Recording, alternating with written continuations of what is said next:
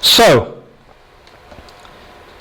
following the Fred Whitten challenge, that was me on the 27th of September, and I did over 100 miles around the Yorkshire Dales.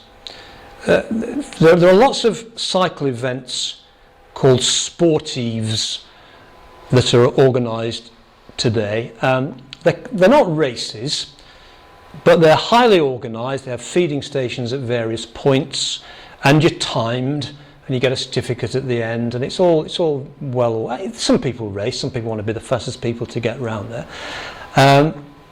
I decided, well, actually, one of my sons contacted me and said, there's a sportive in Yorkshire, shall we enter it? I said, yeah, could do. And then I looked it up and I realised there was one the following day as well, and the one the following day was in the Peak District. So I said, let's try and do them both.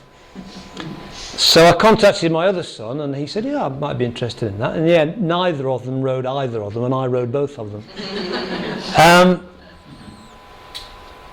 I did struggle a bit on the second day because it was incredibly hilly in the Peak District.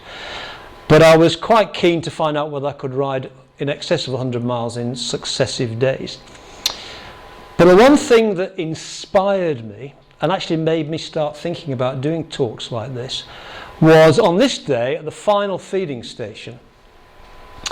I was talking to 3 young lads from Preston. They were, when I say young, they were probably, I don't know, in the late 20s, early 30s or so.